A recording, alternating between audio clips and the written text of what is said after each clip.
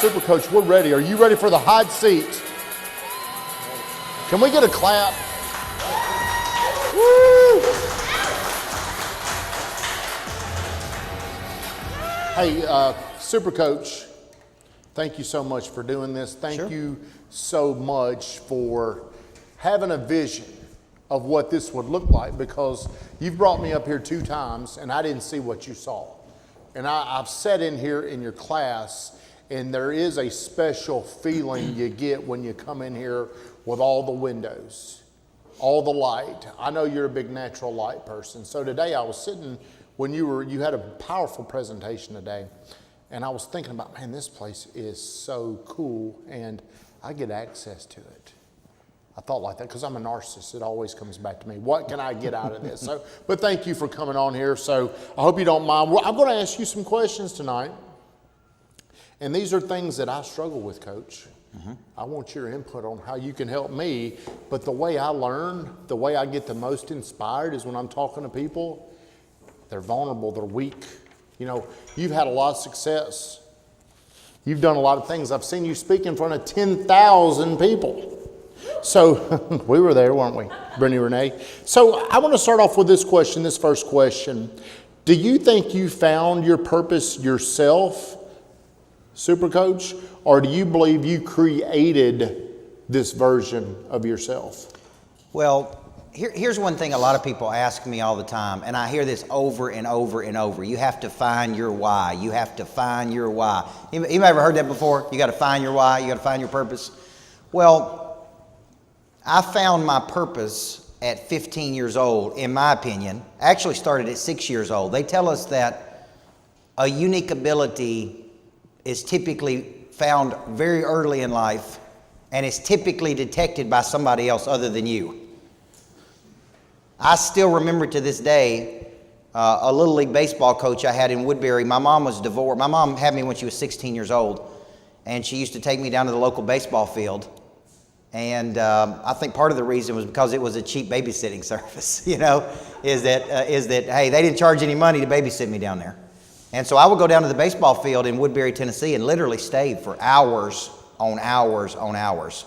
Like get down there at 4 o'clock and stay till 11 o'clock. My mom was working a second job when she was doing that.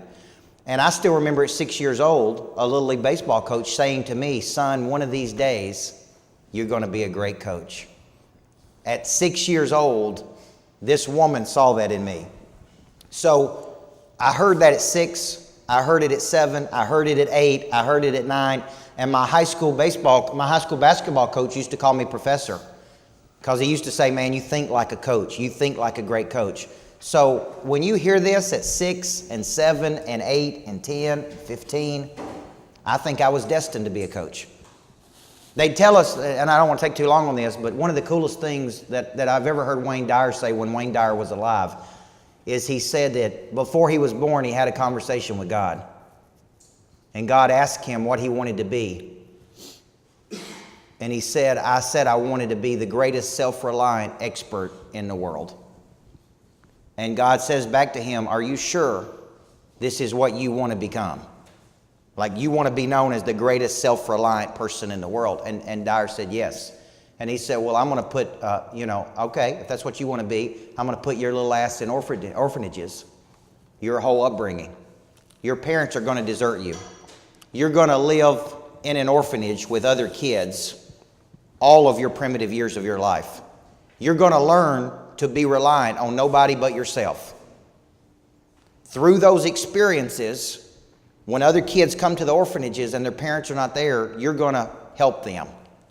And through this experiences of not having a mom and dad growing up, you're going to learn self-reliance. And through that, you are going to become one of the greatest self-reliant experts in the world. And when he died at 75 years old, he was considered one of the greatest self-reliant people in the world. Isn't that interesting? I don't know if I had a conversation with God before I was born, but I do know this. I think I was meant to be a coach. And I think every person in this room was manufactured by the manufacturer to be something great, not something average or mediocre. I think you were manufactured for greatness. Now, whether you stepped into that yet, that's only a decision you can make. That's why we can create the Greatness Factory. So that's my thought process of how I found my purpose. I see people taking pictures. I appreciate if you take a picture and do a hashtag GTT level up and also put a Coach Burt in there. So if you'd be so kind, I'd appreciate that. So I want to dig in and not just ask the easy questions. That we're starting with easier stuff. It's going to get a little tougher. I hope you don't mind. And anybody out there, you be thinking of some challenging questions. I feel like I'm your best friend. I feel like we're probably best friends. And I see we have so many conversations multiple times a week, if not more. We eat breakfast, we go on vacations together. But I know how hard it is from my experience of trying to build something that's mine. It's the GTT brand. And I know what it's like for me and how I feel when I try to put on something and maybe it doesn't go the way I want. So how do you feel? Talk about times where you've talked to people and there's 4 people in there. How do you feel about that? I mean, you've got aspirations to talk in front of 10,000 people. How do you feel when nobody shows up? Well, I believe that it takes 10,000 hours of practice to become great. It was in my 10th year that I won a championship at Riverdale. Those were 80-hour weeks. So to me, there is no losing, there's only learning. I've done events where it was a complete flop. I did an event in Louisville, Kentucky one night that I got there. These are Head Start teachers. And I got there at 5 o'clock and they had an open bar. And I was supposed to speak at 8:30 that night. So they started drinking at 5, at 6, at 7, at 8. By the time I came on to speak at 8:30, they were dancing on the tables. And I was so nervous and embarrassed. And my wife went with me. She wasn't my wife at the time. And I said, man, I don't know what I'm going to say. I don't know what I'm going to do. Everybody's drunk.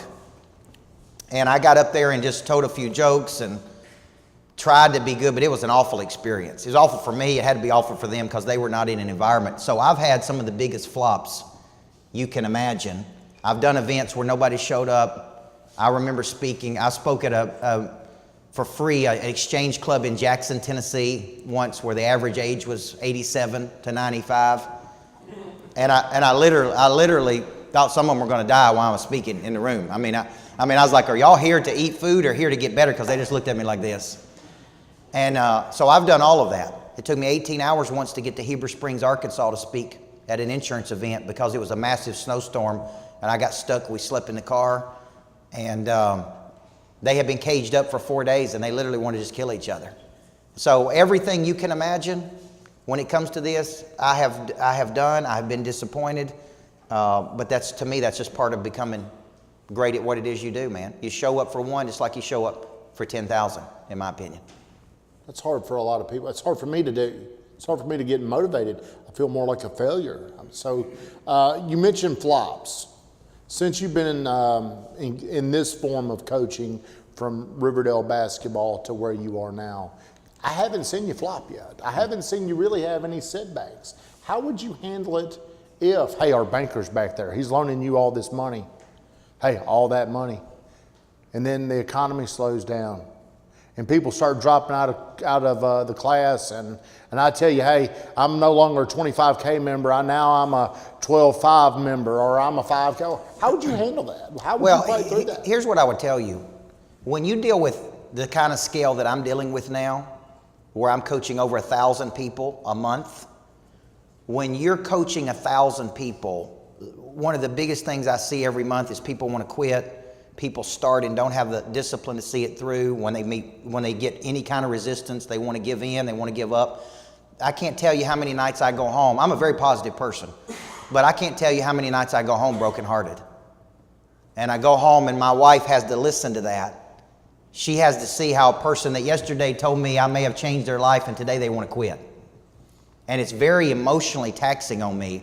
And I imagine like my pastor, Brady Cooper, is, pastoring a church of 7,000 people. I can't imagine the burden that he has every Sunday doing that, because he taught a sermon last week on complaining about how it eats away at you when you complain. It's not biblical to complain. And a person walked up to him less than 30 seconds after he taught the sermon and said the music was too loud.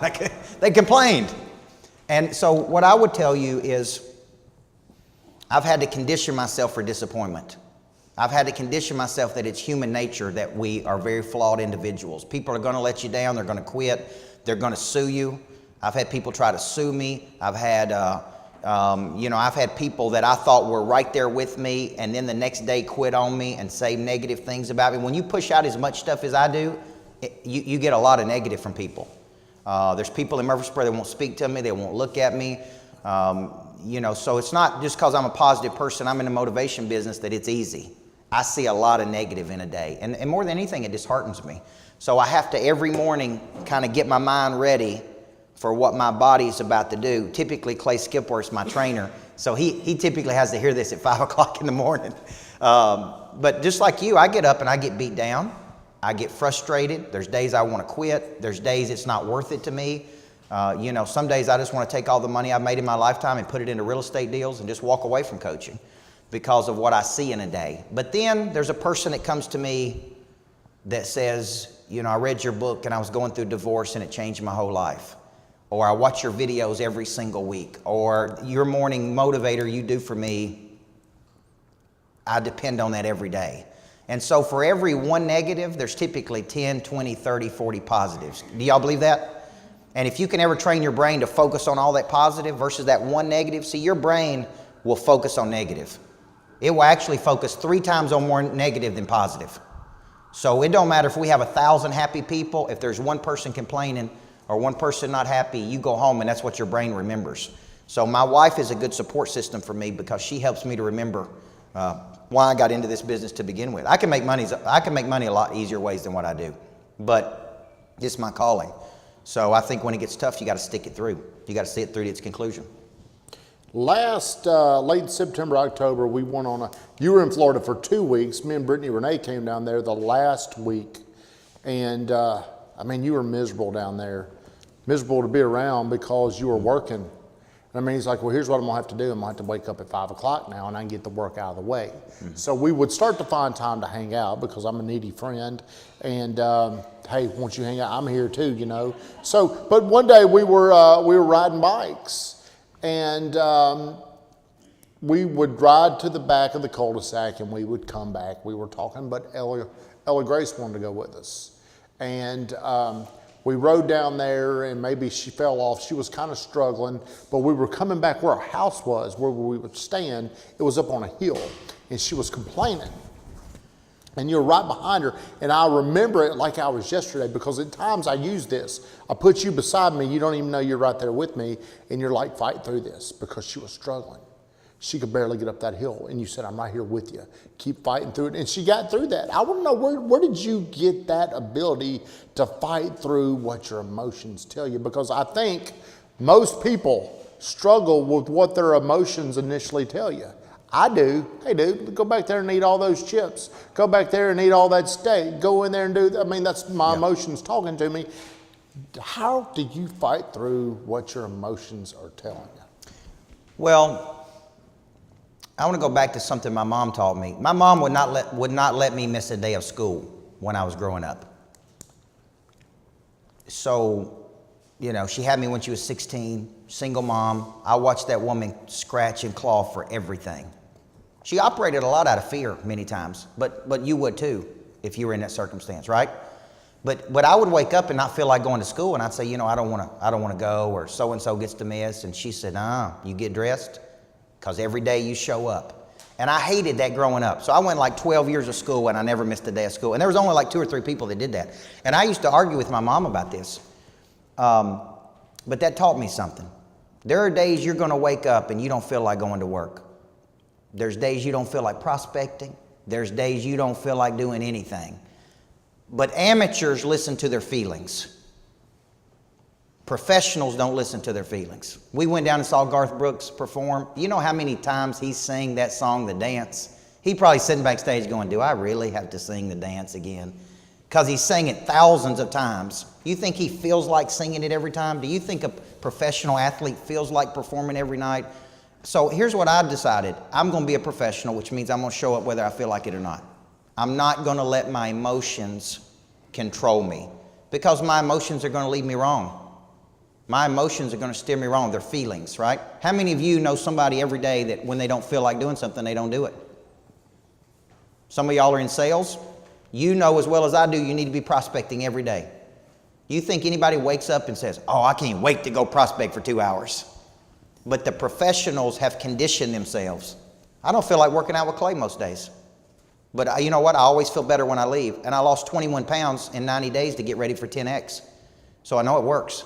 But you know what I had to do every day? I had to show up, man. So my mom taught me to show up every day whether I feel like it or not. And I'll always be grateful for that. Because in today's world, I'm sure Paul Parkinson will agree with this, we live in a very cotton candy world. We live in a cotton candy world. Man, people want instant satisfaction. They do not want to go 10 years. They do not want to go the distance, which is why so many people are just mediocre at what they do. The average from 20 to 30 years old, you know how many times a 20 to 30-year-old is changing jobs in today's society? 24 to 37 times. So you know what they do? They start something, they don't like their boss, they don't like the hours, they quit. They start something else, they don't like their job, they don't like their boss, they quit. They start something, they don't like their job, it's just a constant churn because we live in such a instant gratification society today. And I don't think that's where success is. The people that are great show up every day. Ronnie Martin is great because he's in there at 5:30 on Saturday mornings. You show me another banker that's in there at 5:30 on Saturday morning. I guarantee they ain't even thought about getting out of bed, let alone in there working on deals. There's a drive and hunger inside of him that propels him to want to be great. I can't give that to you. Okay? I can try to, we talk about prey drive, which is a carnivore's instinctual desire to see something and go get it. I can't give it to you. I can help you find it. I can challenge you. But you got to dig in and decide if you want this, how bad you want something. That's what I would tell you. Now let me say this. With my daughter's got it. And whether she got it from me, my daughter is like a pit bull on a bone, man. When she finds something, she sinks into it. And I teach her, we don't whine, we don't complain, we don't make excuses. We don't whine, we don't complain, we don't make excuses. Fight through this. You can fight through this. And that's what I was telling her that day. You can fight through this, And I'm softer on her than Natalie is. Natalie's more disciplined on my daughter because she's a girl and I'm her dad, and she looks at me and kind of cries one time and I give in. But Natalie is tough on her, and that's a good thing because she needs to have that discipline. She goes to gymnastics for 9.5 hours a week. She's 5 years old. And we talk about this a lot. Is that too much? And I told her this morning, I know you're not always going to feel like it, but this is going to teach you a very valuable lesson to show up when you don't feel like it. She don't always understand, but I think we're implanting something in her that'll serve her good later. Quick question. When was the first time your company hit the $1 million threat? It wasn't very long ago. It hit $1 million. We did $1 million of revenue probably 3 years ago, 3 to 4 years ago. I remember when you hit that number. And in January, you made the decision, well, next year we're going to do 2.4. And you hold people and yourself to that unrealistic number. How do you convince yourself that I can do this? Because he really does this. He comes up with these crazy ass, we're going to do this. And he holds his people accountable, and he drives them. Eric, are you still here? Where are you, buddy? You know how he is. He has unrealistic, crazy expectations. And when I'm throwing that kind of stuff out there, there's a part of me that just don't quite believe it. And I don't quite hold myself to those those measurements. How do you do that? Where's that coming from? Do you really believe it? I believe that you shoot for the moon, and if you come up short, you still accomplished a whole lot more than anybody else. So I do set my targets 100% growth. That means I want to go from 1.2 to 2.4. This year I set my targets at 6.4 million in revenue. It's a crazy, ridiculous number. My big target's 10.4 million, and I write it down every day. We're doing 10.4 million of revenue. Now, I haven't figured out how to get us there yet. But let's say I go from this year, let's say we did almost $4 million of revenue. And let's say that I shoot for 6.4 and I come up at 5.8. What does it matter? Everybody with me? I think you should be growing 10, 20, 30% just by getting out of bed in the morning. If you're not growing 10 or 20 to 30%, something's wrong. We're spending more money in this society than we've ever spent. We got an economy that's booming. You know, people are paying the money. I mean, in my opinion, you should set ridiculous targets. When I was at Riverdale, I got the job. I see Dave Thomas back there. He's a famous quarterback from Riverdale. You know how I got the job? I was 21 years old. I went in to interview with Tom Nolan, the principal. He took all the resumes of all the coaches that interviewed, and he put them across the table and said, here's all the people who have interviewed for this job. And they won a lot of games. Now, you tell me why I should hire you. You're 22 years old. You got no proven track record. And I just looked at him and said, because I'm going to bring the one thing to this place that's never been done. I'm going to win a championship here. That's what you're going to hire me to do. And if I coach as long as they do, I'm going to have a better resume than them. And that answer, he looked at me and you know what he said? You got the job. He said, we're going to announce it next Thursday. All I was selling him was what? Confidence. I didn't know if I could win a championship or not, but I was going to die trying. I know that. And it took us 10 years to turn that place around. And hopefully they'll win the 7th championship this week. If everything goes right, they're playing tonight. Maybe they'll win number 7. But at that time, it had never been done before in 30-something years. So I was really just convincing myself that we were going to manifest something in the future that wasn't quite here yet. And I had to bet on me. So for you out there, you got to bet on you. Set crazy goals. I do push people hard. Some people can handle that and some people can't. I do have churn. I do have turnover. Some people quit. Some people say, I don't want to go on a journey with you. I don't want to go that hard. I'm only looking for a certain type of person. And that is a person who is deeply interested in their own personal potential. And that's what I tell people now when I interview them. If you're not interested in your own potential and you're not willing to push as hard as you can, then we don't need to work with each other. Because I'm going to try to extract, you know, I see what's going on with Eric White. Eric White came to us, he had never sold anything in his life. He'd been a basketball coach his whole life.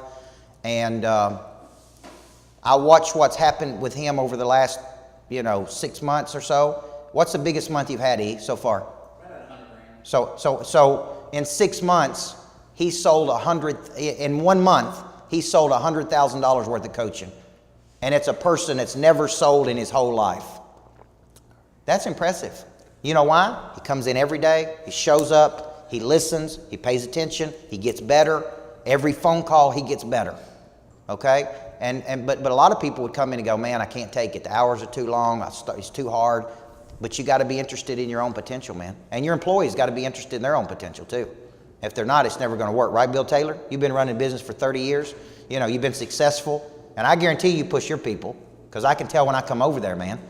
You push them. And some of those people are going to go, I'm not interested in this. I want to take the easy way out. I guarantee working with you at your place, you're going to push people. So, do you want to halfway go all the way or do you want to go all the way? Right? That's what you got to ask yourself. You're tough. I mean, you are a very tough, hard-nosed person. Do you feel like you show those people that support you enough? Do you feel like you show them enough affection and appreciation, or is that something you're weak at? I think I'm weak at that. I'm tough by nature. I don't even show my wife enough love and appreciation. She would tell you I'm too callous. I'm not very sensitive. Like I said, I grew up, and maybe this comes from my background, I don't remember my dad ever telling me he loved me. When they divorced, my dad never hugged me. He never told me he loved me. He was never involved in my life. I don't know if that's where that toughness comes out in me, but I'm very weak at telling people they do a good job.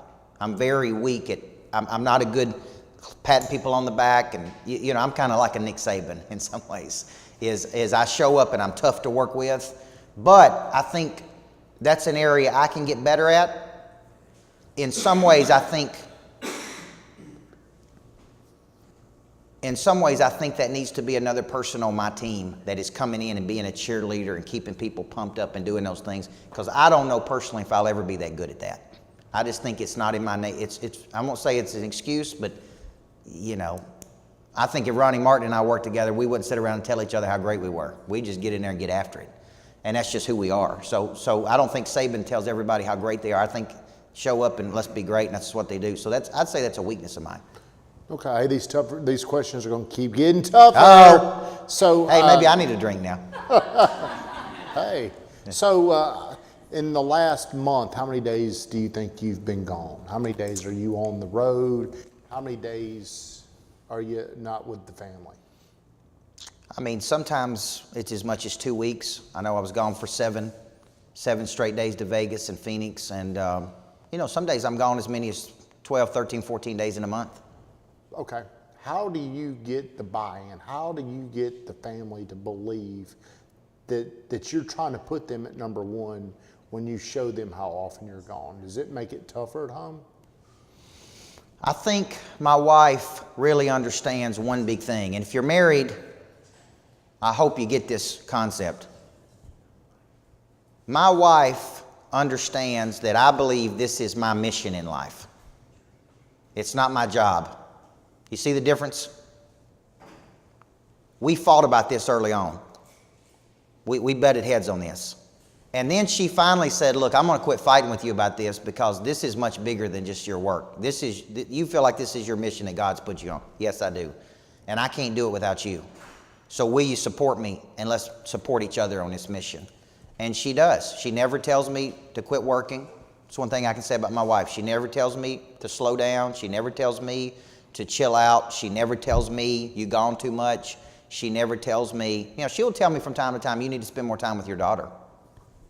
She'll tell me you need to relax some, but she never tells me, hey, don't do this because you're stealing away from us. She supports the mission.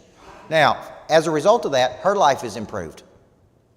The quality of her life is improved.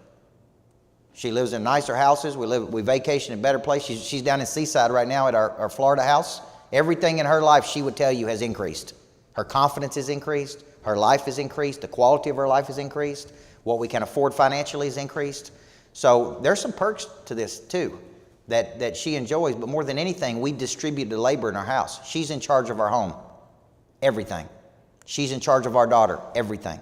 She's in charge of our real estate, everything. She's in charge of all this, everything. I'm in charge of running our coaching business. Does that make sense? So we have a clear distribution of labor, and my wife loves what she does every day, and I love what I do every day. And then we come together and do it together. So it's really a beautiful thing that how she supports me. Mm-hmm. And I couldn't do it without her. It's the best decision I ever made. Hey, before I ask any more questions, is anybody going to ask the Super Coach question? Do we have anything? Mr. Taylor, I'm going to let you go ahead and throw one out there. I went through a very disappointing time at one period, and people were letting me down. People were disappointing me, and I come up with a little system on how to handle disappointment. If something happens a lot in my life, I try to create a mechanism for when it happens again. And so I created these 5 steps when I meet disappointment. Sometimes when people disappoint you, it says a lot more about them than it does about you. You understand what I'm saying? There could be something going on with them that they don't tell you. I always say, one of the steps, I don't remember all 5 steps today, but one was look at the person. Some people have a habit of disappointing other people. Wouldn't you agree? That's what they do every day, is they disappoint people. You just happen to be one of them that they disappointed that day. One was constantly focus on the positive and try to remember all of this versus this, right? And then I always ask this question, what was my contribution to this? What was my contribution to this? Because many times we contribute to our own adversity by our decisions or lack of decisions that we make. So I as a high school basketball coach, I used to hate when parents would come complain. I used to hate it. I used to insulate myself from parents. And then as I began to mature, sometimes those people had a good point. I didn't like the way they said it. I didn't like the way they delivered it to me. But when our customers tell us something, I may not like the way they say it. I may think they're complaining or whining. But a lot of times, there's a seed of truth in what they're saying. And so I just try to go through my little system anytime I reach some disappointment. The biggest thing we're fighting now is I started small. I could talk to Tommy every day. I could talk to Dave Stegg every day. Now I'm servicing 1,000 people. And as I'm growing, people get their feelings hurt very easily if I don't talk to them, if I don't spend enough time with them, if I don't say hi to them. And what I would just ask for them is just a little bit of grace as we scale this business out. It's hard for me to talk to 1,000 people in a day. So people will send me messages, and if I don't get back to them immediately, you know, did they get their feelings hurt very easily? And I'm like, man, it's not you. We just got a lot of stuff going on, and I'm trying to service everybody at the level I want to service it. And that's part of scaling and growing, especially if the business is dependent on one person like my business is. You know, we're trying to figure out how to do that, and that's a struggle some days. Eric White probably got 20 to 30 calls today that had nothing to do with selling. It was just, where am I supposed to go? What time am I supposed to be there? Can I get on Facebook? Can I talk to Coach Burt? You know, and so imagine if I was servicing 200,000 people. What kind of problems you have at that? So what I tell you, Bill, is as you service the number of people you service in a day, there's going to be one person that's always unhappy with you. It don't matter how good you are, how good you do it. It don't matter, man. And what we got to condition ourselves to is constantly redirect. Stay in a state of gratitude. Stay in a state of look at all these positive people, man. Not that one negative comment. Focus on the positive. You know the most resistance I get, Phil Griffin, you know where the most resistance I get is in Murfreesboro. When I leave Murfreesboro, Paul Parkinson, how did those people treat me in Las Vegas? Good. There was 1,000 people in line to meet me in Las Vegas. 1,000. Just to take a picture with me, for me to sign their book. I mean, and then I come back home to Murfreesboro, and I get treated rough in Murfreesboro, man. I mean, I get treated rough. Self-promoter, picture on a bus. He's got his own airplane. You know, I mean, I get more hate in Murfreesboro than anywhere.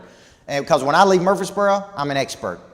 When I'm in Murfreesboro, people are negative toward me. Like I said, I go to the grocery store, and you know, somebody called in the other day and was complaining because I have an airplane, and I can't believe you got your own airplane, and quit being so, you know. I said, look, I got a 5-year-old daughter.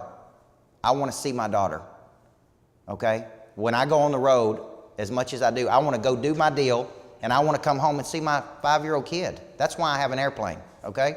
If you had a 5-year-old kid and you was gone as much as me, you'd want an airplane too. And you know what they did? They shut up because they thought it was all just promotion. So here's what I would tell you. In my opinion, confidence is an internal knowing that you can create or manifest what you see in your mind, even when other people tell you that you can't. That's confidence. It's typically the memory of success. Arrogance is when your self-appraisal is greater than your market value. It is when you can't back up what you're saying and you act like you can. So you run around and you know, but to me, confident people recognize confidence in other people. Like all you guys are confident people. I don't see you as arrogant. I see you as confident. You know, I see, because I recognize that in you.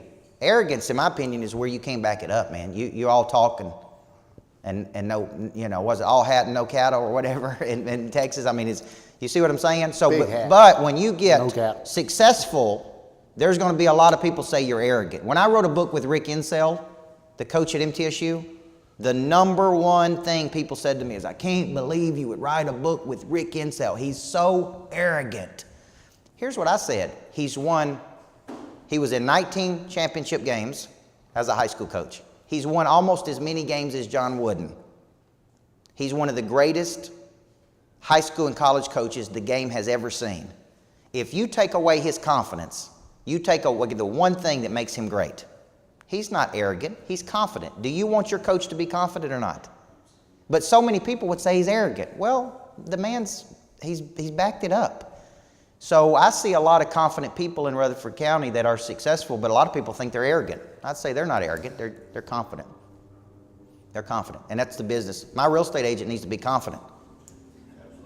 You know what I'm saying? So all the promotion, listen, he gets a lot of haters. You know the number one question I get about him everywhere I go? What about this good time Tommy? What is this, all this mess this good time Tommy does? I mean, I get it over and over and over because people know that I'm his coach. You know what I said? Tommy's team did over 100 deals last year. How many did you do? Well, I did 7. Okay then, shut up. Because let me tell you something. I've seen this guy go from doing 40 deals a year to 100 and what, 120? 105. Hey, is he arrogant or is he confident? Listen, there'll be a lot of real estate agents that never reach 100 deals. So here's what I say. You may not like what Tommy's doing. You may not get what he's doing. It don't matter. He's doing it. Okay? So what was the the saying, it's easy to criticize people who are in the arena, especially if you're outside the arena. You get in the arena, okay? You know, last week when I was speaking to 10,000 people, it's easy to sit out there in the stands and criticize me for what I said or how I say it, but get up on that stage in front of 10,000 people and see how easy that is. It ain't easy. I mean, it's so I would just tell, if you're in the arena, say whatever you want to say, but if you're not, just, you know, I encourage you, don't say anything. We're kind of winding down here. I want to ask a few more questions. I think you have a hard time with trusting people from a relationship. Why is it so hard to get close to you? You know, like I said, I don't. If we brought a therapist in here, it'd probably say daddy issues, or, you know, like I said, maybe I don't trust people like I should. I've been let down a lot in my life by people that I did trust. People that I thought I could count on, that, like I said, were there one day, the next day they weren't. So I'm not very free with trusting people. Here's one of my sayings, and maybe this is wrong. Never let another person stand between you and your destiny. When you take your destiny and you put it in another person's hands, in my opinion, that destiny is in jeopardy. Everybody follow me? They may or may not come through for you. So although I set sales goals and Eric is selling for us, I'm going to make sure we hit that number. And I don't care if I have a sales team of 100 people. In my opinion, I set the goal. It's my goal.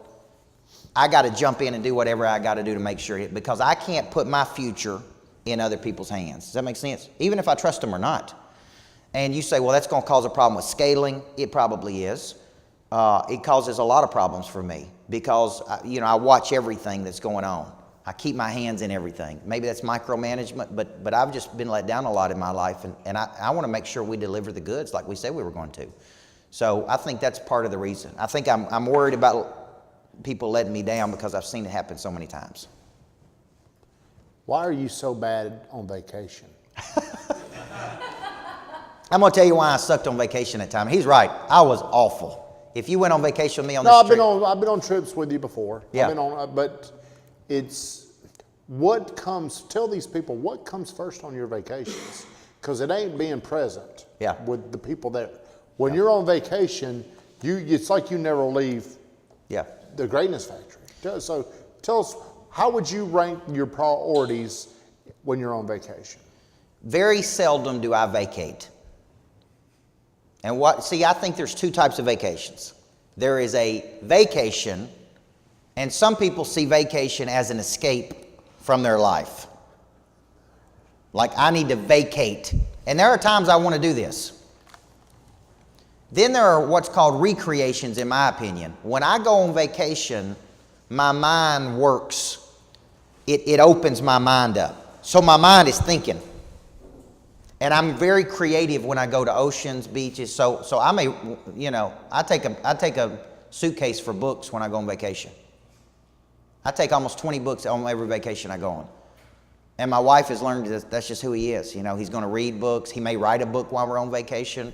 For me, it's like when I vacate and I have a day off, then my mind just starts going. So I don't really vacate very much. Do I need to? Yes. So when I go on vacation, I'm not very much fun to go with because everybody's having fun and my mind is working and I'm working. Now, the last time we went on vacation, I was so bad, my company, we did not have the infrastructure in place to handle some of the things we were doing. So we were dealing with customer issues.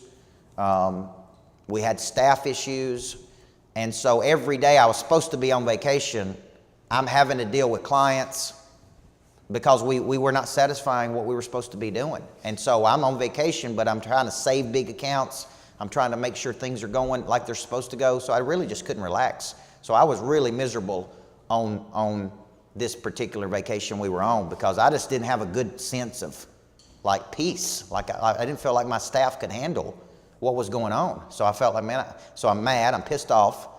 I'm mad because I can't go on vacation, right? I'm mad because I don't have the infrastructure in place. That's my fault. I'm mad because I don't have enough people on my team. And I can't even vacation with my friends and my daughter. So I was just in a funk. I was just in a bad funk. It was not a good deal for me. I'm gonna get to a couple more of these questions I've got. A lot of times you bring up ideas to me and you move extremely quick on an idea. Coach have an idea and he wants to immediately go to action. It doesn't matter how crazy that idea is. We want to go out and buy this $30 million building. He wants to take immediate action. And I'm sitting there and I got a little fear about me. I never really see you flinch with fear. Do you have fear? Do you fight through the fear? I want to know what your thoughts on that. I mean, these crazy things that you want to go out and do without consideration. Yeah. Fear is an unpleasant emotion created by a belief that something's going to hurt us in the future. Notice I said the word emotion. It's a feeling, right? I believe the way you fight through fear is by taking action. So I come up with an idea. I want to purchase something. It's $30 million. So what? We'll go get the money. Hey, we got Ronnie Martin on our team. What else do we need, right? Are you shaking back there, Ronnie? Are you scared, Ronnie? But listen, Ronnie will tell me you don't need to do it. I'll try to convince Ronnie that we do need to do it. I'll meet his skepticism with my confidence. And I'll say, look, man, I'm telling you, I see something that other people don't see. Well, I was going to lead this into this. There's people here. Is there anything that you can tell them for them to start singing their best versions of themselves? Is there something that my buddy Jimbo over here, is there something that you can tell our audience, and we'll end on this, is there something that you can tell them, hey, think like this? How do I think like this? The number one thing I would tell people is you got to get around people thinking bigger than you. This is the number one problem people have. When I get around a person running a $100 million company, like I'm going down to Florida in the morning, and I'm going to spend 3 days with a guy running a $100 to $150 million company. Look how much bigger that is in my company. And I'm going to ask questions and listen and learn. And he's going to tell me what I need to do. He's going to say, look, Coach Burt, for you to go from 4 million to 6 million to 10 million to 100 million, here's what you got to do. Now, 9 out of 10 people will argue with him. They'll say, no, I don't need to do it this way, blah, blah. When people tell me to do something, I do it. When I listen to Grant Cardone and he says, look, Burt, you got to do this and this and this, I don't argue with him because he's worth, whatever. $500 million, whatever it is. He knows something I don't know. Here's the problem. If a person has figured out how to make $1 more than you, do they know something you don't know? Yes or no? When they tell you how to make more dollars, you don't need to sit there and argue with them. You need to go, yes, sir. So I see it all the time. I tell people all the time, you need to do this, you need to do this, and you need to do this. And they sit there and argue with me. And I'll be like, well, if I'm earning this much money and you're earning this much money, I figured out something you don't know, right? And you said this to me one day. I asked Tommy for advice, and he said something back to me. He said, do you earn a lot more money than me? And I said, maybe. And he said, well, then why are you asking me? You don't need to be asking me. You need to be asking somebody up here. And so if you were asking me, how does Jimbo, I'm one of your clients, right? You're getting money out of my pocket right now, but you could get more. And here's what I would tell you. When you get around bigger thinkers, we have people in my coaching program earning almost $5 million a year, personal income. Okay? They're in there. All you got to do is spend time around them. And you know what they're going to do? They're going to make you think bigger. They're going to make you get out of this little bitty bubble, and they're going to help you see things. But what if you never get around those people? What if you always hang around the same type people? I got buddies from Woodbury, Tennessee, where I grew up, still trying to get me to move back to Woodbury. You know what I said? It ain't happening. Because everybody in Woodbury is thinking like this. I want to think like this. So I got to go wherever I have to go to think like this. And I got to get around people who are thinking like that. That's how you think bigger, is you get around people operating at a much higher level. I can definitely agree with that, because the best decision I made was becoming your best buddy and getting in your programs. But the other thing is, I've kind of recycled who I'm hanging out with, who's influencing me. There's still parts of me that goes back to that very tiny thinking, and I hate that. But the way I've improved my income, what I know, my knowledge, my skill, is I've surrounded myself the best way I could with higher higher level people. That's why we're doing Level Up. Does anybody have any questions? Do you want to ask the super coach anything? How hard it would be to start a small business and grow it? How much money you really need?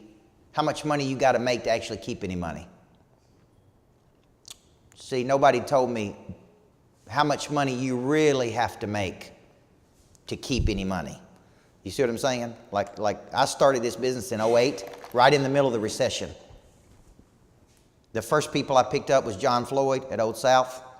Thank the good Lord that he hired me. I picked up First Bank. I picked up some big people within the first year, and thank goodness, because that sustained me for the first year. I didn't understand how much money we really have. People don't understand how much this cost for me to build this out, how much money this cost, for me to build a new $2 million greatness factory, for us to be able to take a plane tomorrow down to, it'll cost me $6,000 or $7,000 to fly down to Florida tomorrow with these clients on this plane. That ain't Southwest. That ain't $179. That's $6,000 or $7,000 to fly an hour. Now, here's what I would tell you. I didn't know that. I was like, man, good Lord, it costs so much money to keep any money in a small business. And we get crushed with taxes. We're not really incentivized to want to grow. So I would tell all the small business owners that that's the biggest thing that I didn't know when I started this. I just wanted to coach people. That's really my heart, is I just wanted to coach people, and I just didn't know how brutal business would be to go out there and make it work. It's a great question. I want to piggyback on that. Do you need to keep those people?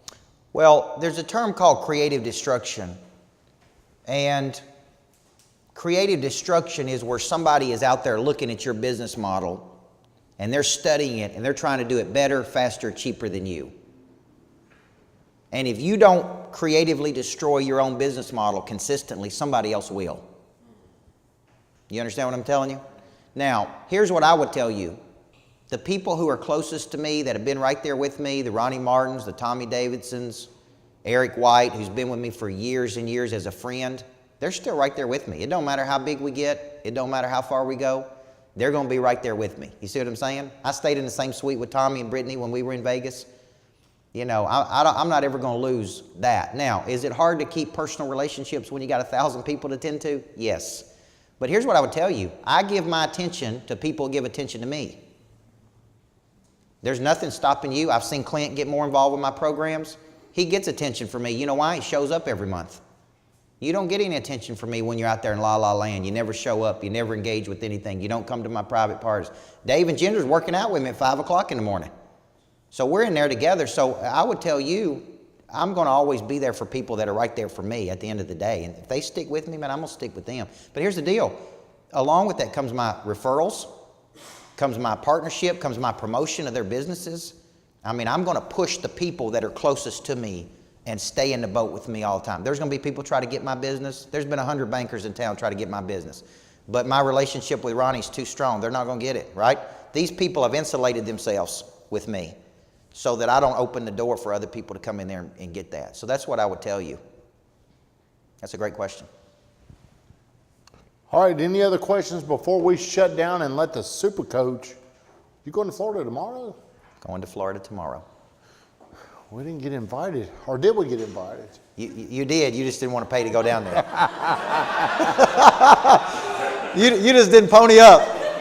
Hey, I want to thank you can still go, by the way, if you want to go.